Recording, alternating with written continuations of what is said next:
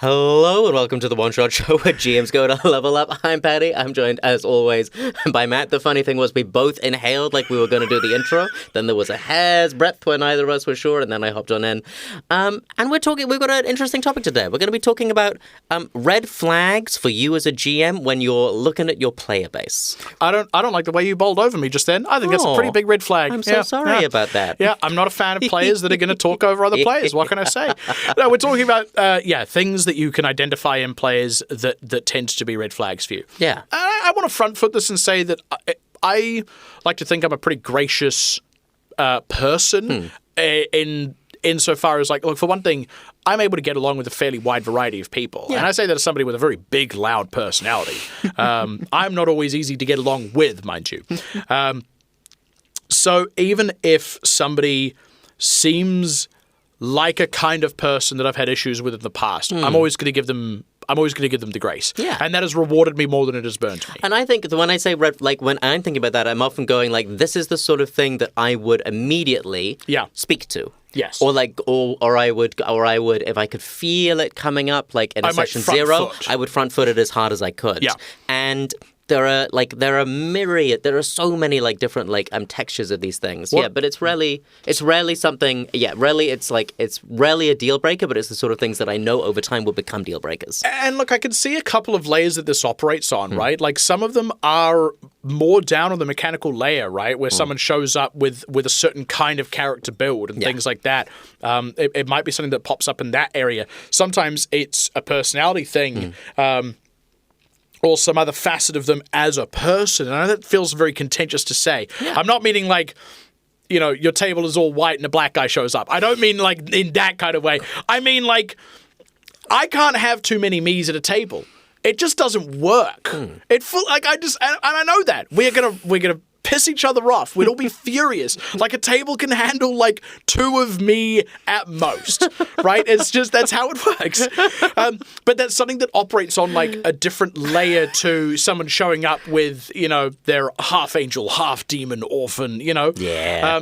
And then I feel there's another layer beyond that goes into how they conceive of the game. Yeah.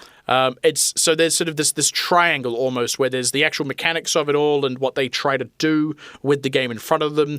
There's sort of personality and persona, because those aren't always the same thing. And then there's the third point of whatever it was I just said. The word has immediately left me. Their expectations around the game on a more meta layer. Yeah.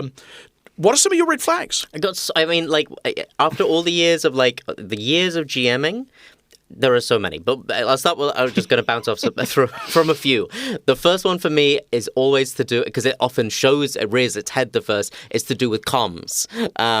It's to do with as you are building a table, as you are setting up a game, one of the things that will often raise my raise the alarm for me is when you can have a player who may initially be very, very excited about the game, but when it comes down to the elbow grease of actually have you built your character? Send me the character sheet.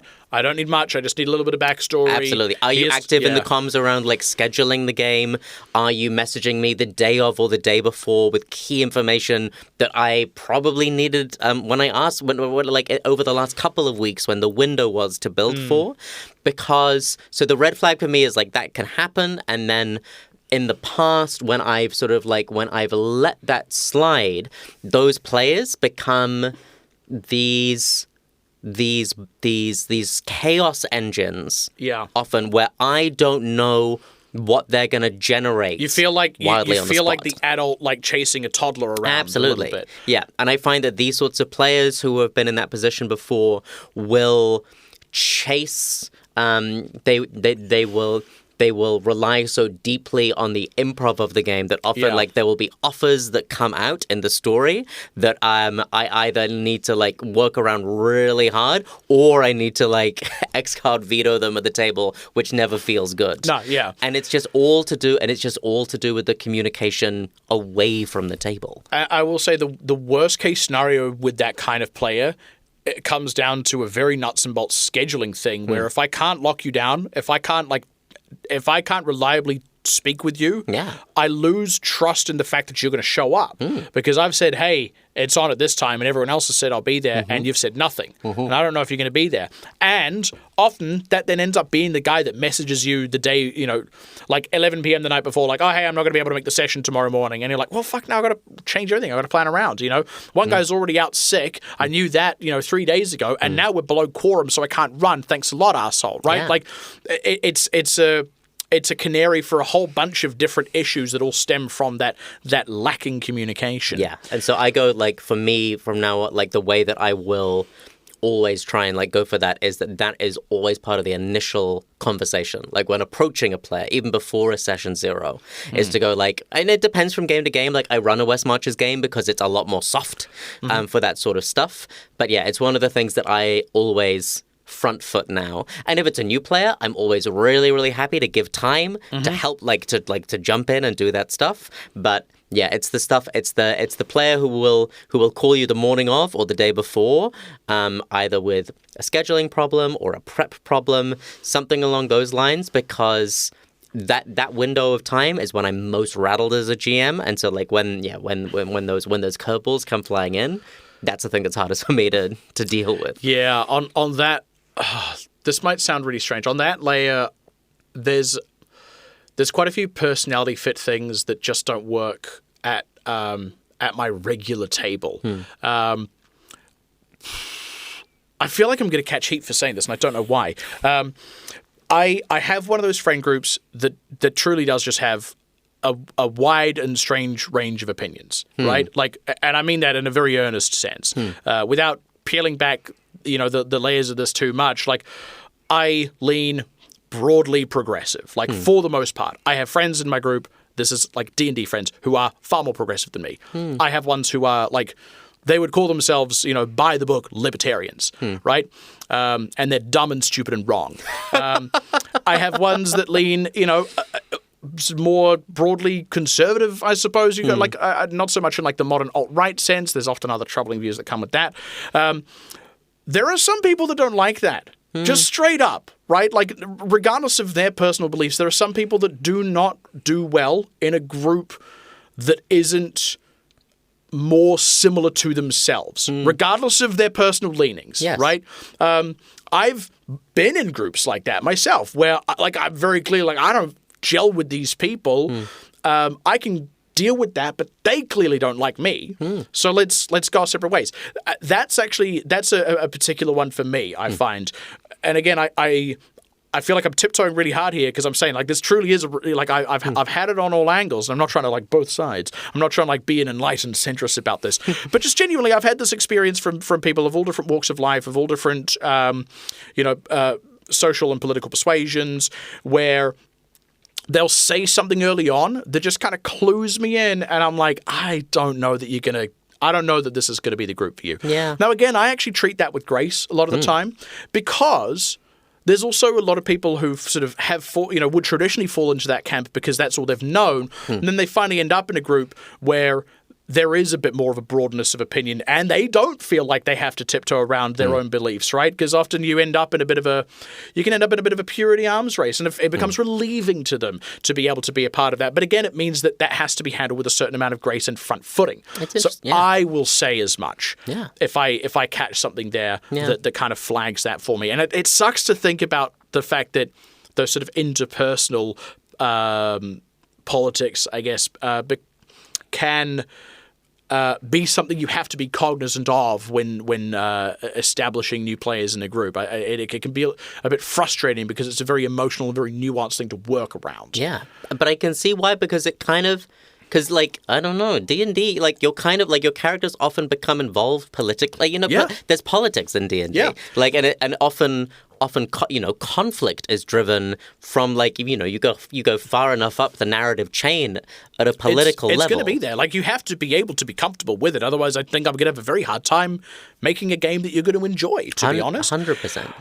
let's talk about on that game expectations layer, because I think we've waved in this direction a couple of times before, where we've talked about the parasocial relationship that inexperienced players often have with the game. I've sort of talked about it as the new bad player stereotype. It used to be, a big sweaty, I'm actually neckbeard. I think now it's the kind of person who thinks and imagines D&D a lot and has never actually played it. And then they come in with all of these expectations, these massive expectations that you will never live up to. In fact, they could probably be on Critical Role and their expectations would not be met because what they've imagined is something else entirely, and they're not good enough. Like, they aren't that caliber of player yet either.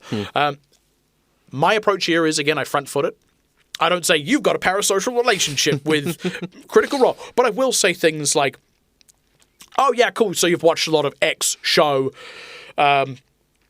We do some things that are kind of similar to that. Most D&D doesn't really play out like that. I'll often say the analogy Critical Role is to D&D what porn is to sex. Yours is going to look nothing like that, but it is going to feel great. That often kind of clarifies it a little bit, and it just means they lower their expectations a little bit, and they're more open to look for the fun that is there. I've got another, which is kind of the opposite thread of that, which is if I am working with a player who's new to the table but is a GM, there is often a new thing. There is a way of working that relationship that I find is really, really particular, as opposed to a player who is just a player. Interesting. And that often comes down to, there are things around. You can tell when they're thinking, I wouldn't have done it that way. Exactly. When it comes to things like rulings, when it comes to things like what monsters you're taking out of the manual, there's a different relationship that is required there. And often it's just for me, it's often talking about I am tinkering with these things in these ways. Often I'll try and fold them into an aspect of that conversation to let them know, I'm going to be trying out these things. Or if a player is going that's a troll, early on, and they go I'll use fire on it. Often, at the very beginning of a campaign, if I know I'm working with that sort of player, I will let them know, I will either go, everything's going to be by the book, so play meta, play your meta knowledge low, or go, I'm going to change everything about the system. So, don't be disappointed when you hear me say a spell that my caster, my evil necromancer is casting that you've never heard of before, because it's something that I'm cooking on my side of the table. But, the closest thing that I've ever had to problem players at the table have been fellow GMs, and it's been a really, really hard thing to overcome. And I also have it when I'm a player at certain tables, is there are sliders I need to put down in my brain, being at a TTRPG table that are usually way, way higher. We should do an episode that's called So You Finally Got to Play in a Game or something like that. Absolutely. To kind of talk about, because I find myself doing the same thing too. When the favorite GM hops in and plays, I think I even see this on actual play sometimes, where it's kind of oh wow, the mantle of player is difficult to wear now. Yeah. There's an adjustment period, and then there's the other side of that, which is then the person who's GMing for the first time, who knows that you're way more experienced than them. Let's not talk about it now. Can of worms that can go into another episode. But that's a red flag for me. Is sometimes and it happened in lots of early games when my whole social group got really into the game and lots of people were GMing. We could feel these tensions emerging at the table, and now it's one of those things that if I invite someone into the game who I know is super experienced, not even in the system, but in the field of TTRPGs, to really front foot and to metacognitively explain a little bit, this is how I'm going to be playing the game. How do you think that's going to go for you? I'm going to tell a very short anecdote about Skyrim as I front load this next one. I was watching a video. There was somebody getting their partner who doesn't particularly play video games to play various different video games, and one of the ones they got was Skyrim. And the partner's reflections on it were, I was surprised at how much I couldn't do, based on how you've talked about this game in the past, because you talk about how crazy and big and open it is. And like, yeah, compared to games before, Skyrim very much was like that. There is a D&D version of this that I come across a lot. Yeah. I can do anything. You can do anything. And yeah, compared to video games, nothing even comes close. Baldur's Gate, get the fuck out of here. You can do so much more when it doesn't have to be governed by an engine, right?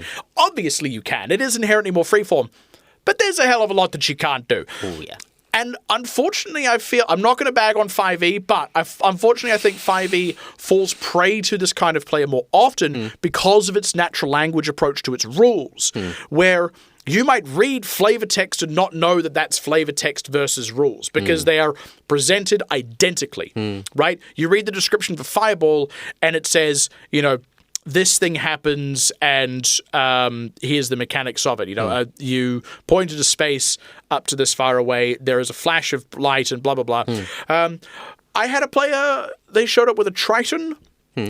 And they got really hung up on the fact that in the flavor text, it has this thing that's like they have command over water. And he kept trying to like move water in the game. And he's like, but it says I'm supposed to have command over the water. And I'm like, no. But the stuff that you can do because of your race are these things. Your speed, your bonus spells that you get, the stats you get. It's not actually this. This is flavor text. And they couldn't understand that difference, right? Because they're like, I thought this was super freeform. Why aren't you, the GM, allowing me to do this? This just seems like a bad game based on what I've been like. They don't really know, actually, they don't have the experience to know that they are totally in the wrong there.